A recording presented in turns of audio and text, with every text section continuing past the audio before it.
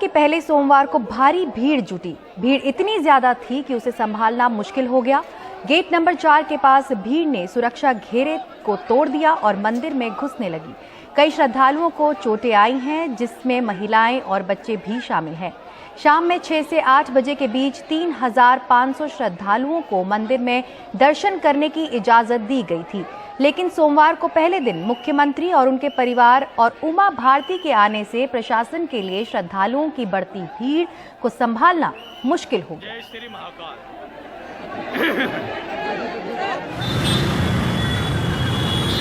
नमस्कार, city centre show में आपका स्वागत है। मुंबई से मैं हूं पूजा भारद्वाज और शो की शुरुआत कर रहे हैं इसी राज्य यानी कि महाराष्ट्र की खबर के साथ, जो बाढ़ से प्रभावित है। यहाँ के 9 जिले बुरी तरह से बाढ़ की चपेट में हैं।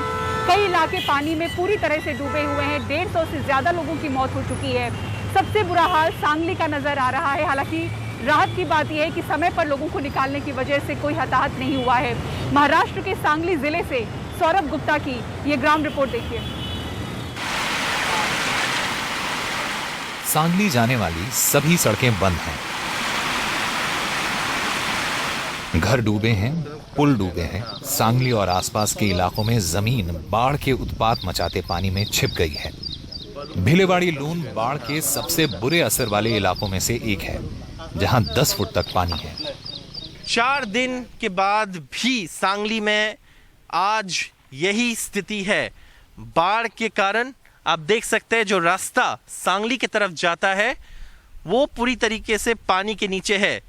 सामने आपको कृष्णा नदी दिखाई देती है, जिसके ऊपर एक ब्रिज बनाया गया, लेकिन इस वक्त ब्रिज बिल्कुल नहीं दिखाई दे रहे क्योंकि पानी यहाँ पे बहुत ज़्यादा है। और यही कारण है कि सांगली में लोगों के घर में से और रास्ते के ऊपर से पानी उतरना अभी भी बाकी है। 3 दिन से ये पानी है, आज 4था दिन है। कल से पानी थोड़ा थोड़ा उतर रहा है, लेकिन 60 फीट तक वो भिलौड़ी पातळी थी। अब ब्रिज पर 10 फुट तक पानी है। जानवरों को सुरक्षित जगहों पर ले जाया गया है। 32,000 जानवरों को एनिमल शेल्टरों में पहुंचाया गया है। इन इलाकों के लोग अब भी राहत शिविरों में रह रहे हैं, लेकिन उन्होंने अपने घरों की साफ सफाई का काम शुरू कर दिया है। सांगली के तकरीबन 100 गांव पानी में डूबे हैं, इसलिए 2 लाख लोग राहत शिविरों में रह रहे हैं। सांगली के पालक मंत्री जयंत पाटिल, मंत्री विश्वजीत कदम और उप मुख्यमंत्री अजीत पवार नाव में बैठकर हालात का जायजा लेने के लिए गए।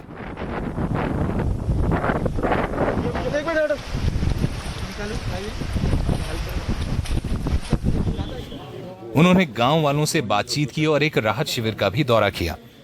एक दिन में कभी 100 साल में ऐसा नहीं हुआ।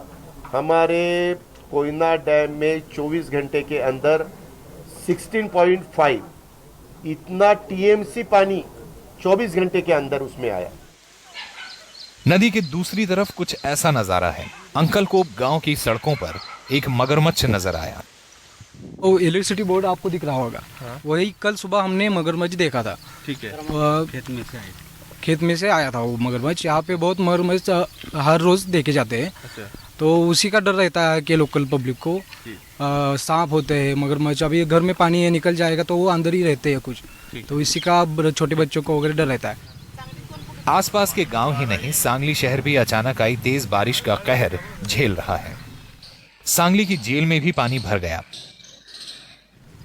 शहर के कई इलाकों में पहुंचना अब भी आसान नहीं है, जिनमें मुख्य बाजार भी शामिल हैं। सांगली शहर और सांगली जिले में पानी उतरना शुरू हो गया है, लेकिन अधिकारियों का कहना है कि पूरी तरीके से पानी उतरने में और 24 घंटा लगेंगे। पिछले 4 दिन सांगली के निवासियों के लिए बहुत मुश्किल वाले दिन रहे हैं, लेकिन इतनी सारे बुरी खबरों के बीच में एक जो अच्छी खबर है वो ये है कि इस जिले में कोई भी इंसान का मौत नहीं हुआ है बाढ़ की वजह से। कैमरा पर्सन राजेंद्र दयालकर के साथ सांगली से Saurabh Gupta, NDTV India. Covid का हॉटस्पॉट रही मुंबई में संक्रमण के मामले भले ही पीक की तुलना में काफी कम हुए हैं, लेकिन अभी भी देश की राजधानी से अगर तुलना करें तो 400% मामले ज्यादा मुंबई में रोजाना रिपोर्ट हो रहे हैं। बीएमसी का कहना है कि मामले अभी भी इमारतों से सामने आ रहे हैं। घनी आबादी या फिर झुग्गी झोपड़ियों से मामले न के बराबर हैं। देखिए रिपोर्ट। बिना मास्क में घूमते मुंबई की झुग्गी झोपड़ियों में कई लोग दिख जाते हैं। ये लापरवाही शायद इसलिए भी है क्योंकि दूसरी लहर के कहर से ये बस्तियां लगभग बची रही। शहर की आधी आबादी ऐसी बस्तियों में ही बसती है और इनमें से फिलहाल सिर्फ 3 झुग्गियां ही कंटेनमेंट जोन में शामिल हैं। वहीं शहर की अब भी 61 इमारतें कोविड के कारण सील हैं। झुग्गियों में संक्रमण फिलहाल शांत है। सबसे बड़ी बस्ती धारावी में नए मरीज न के बराबर दिखते हैं। पहली वेव आई थी, वहाँ पे सबसे ज़्यादा जो असर हुआ था वो था झुग्गी झोपड़ियों में, और ख़ास करके धारावी में बहुत जोर भी दिया था। जब सेकेंड वेव बहुत जोर से हुई धारावी में, फिर भी सेकेंड वेव का असर बहुत कम था। दूसरी लहर की पीक के दौरान दिल्ली ने एक दिन में सबसे ज्यादा 28,000 कोविड के मामले देखे थे, तो मुंबई ने करीब 11,000। फिर भी दिल्ली में अब 100 से कम मामले रिपोर्ट हो रहे हैं, जबकि मुंबई में करीब 3 हफ्तों से 300 से 500 केसेस सामने आ रहे हैं। जबकि दिल्ली में रोजाना टेस्टिंग जहां 60,000 से 70,000 के करीब हो रही है, तो मुंबई में करीब 30,000 से 35,000। जिस रफ्तार से दिल्ली में मामले घट रहे हैं, मुंबई में नहीं, क्योंकि यहाँ इमारतों से अब भी पॉजिटिव मरीज रिपोर्ट हो रहे हैं। हमको आज भी 300 से 400 के दरमियान केसेस मिल रही है। इस केसेस का जब विश्लेषण किया तो यह पता चलता है कि जिस इलाके में ऊंची इमारतें ज़्यादा हैं, पक्की इमारतें ज़्यादा हैं, लेकिन दूसरी लहर के दरमियान वो चाहे व्यवसाय के लिए हो, चाहे मेल मिलाप के लिए हो, चाहे किसी फंक्शन में सम्मिलित होने के लिए हो, या कहीं सैर सपाटे के लिए हो, बाहर निकल रहे हैं। मुंबई में पॉजिटिविटी रेट घटकर 1% पर आ गई है, पर राजधानी दिल्ली की 0.09% की तुलना में ज्यादा है। एक्सपर्ट्स एक कारण टीकाकरण भी मानते हैं। मुंबई में जहां अब तक 67 लाख लोगों को वैक्सीन लगी है, तो 95 लाख दिल्ली वासियों का टीकाकरण हो चुका है। मुंबई से पूजा भारद्वाज, एनडीटीवी इंडिया। दिल्ली के जंतर मंतर पर हर रोज 200 किसानों का जत्था अपनी संसद लगा रहा है। आज खास बात ये थी कि आज यहाँ महिलाओं का जत्था था और पूरी महिलाओं ने अपनी संसद लगाई। जंतर मंतर से शरद शर्मा की ये रिपोर्ट देखिए। दिल्ली के जंतर मंतर पर सोमवार का दिन 100% महिलाओं के नाम रहा। 200 महिला किसानों ने सोमवार को विशेष संसद चलाई और कृषि कानूनों को लेकर मोदी सरकार पर जमकर हमला बोला। असली संसद में जैसे सांसद सरकार से सवाल पूछते हैं, वैसे ही इस प्रतीकात्मक संसद में भी पूछे गए। मेरा स्पीकर महोदय से क्वेश्चन है और कृषि मंत्री जी से भी। जब कोरोना काल था, सारी दुनिया इतनी परेशान थी, तो कौन सी इतनी जल्दी थी कि उस टाइम पे ये तीनों बिल पास कर दिया आपने? और जब किसान उस कोरोना से भी जूझ रहा था और अपनी खेती में भी काम कर रहा था, उसके सिर पर बनती है। तो प्रतीकात्मक रूप से अपने बीच से ही बनाई गई कृषि मंत्री ने भी ऐसे जवाब दिए। मैं आप लोगों की कृषि मंत्री हूँ और मैं महसूस करती हूँ कि जो भी यहाँ बहुत तीखे सवाल किए गए हैं वो सही हैं। आपके खर्चे जितने सही हैं उतने मेरे भी सही हैं। मेरा भी ये ऐतिहासिक सवाल है कि ये लोगों को मारने के लिए कानून है और कॉर्पोरेट्स के फायदे के लिए कानून है। महिला किसान संसद में 46 साल की रमेश अंतिल भी आई।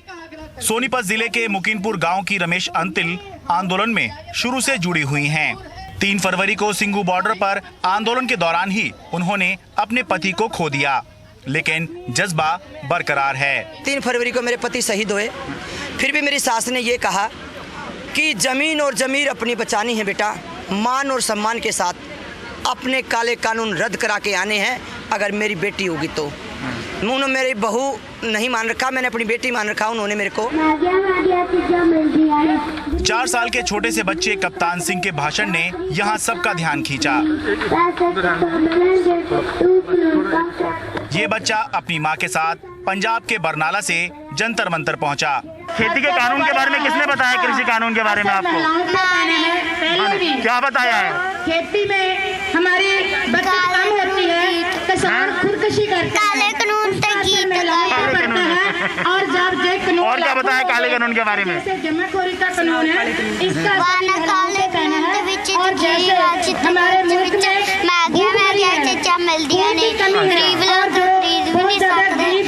अंदर से ही इस आंदोलन में जुड़े हुए हैं, तो हमें तो ऐसे लगता ही नहीं है कि हमारे लिए आया है। आम महिला किसानों के अलावा महिला एक्टिविस्ट भी किसान संसद में शामिल हुई और अभिनेत्री गुल पनाग भी।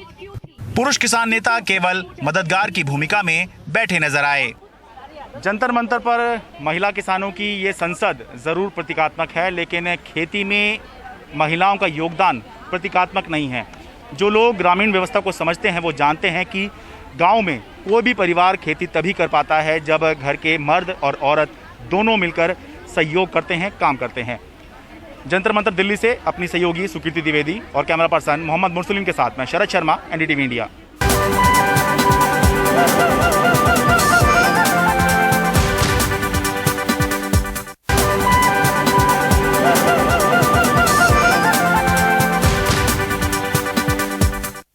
कांग्रेस नेता राहुल गांधी ने किसानों के समर्थन में ट्रैक्टर पर सवार होकर संसद भवन तक मार्च करने की कोशिश की, लेकिन पुलिस ने रास्ते में ही रोक दिया और इस बीच कई कांग्रेसी नेताओं को कई घंटों के लिए हिरासत में रखा गया। वहीं बीजेपी ने इस ट्रैक्टर मार्च पर चुटकी ली।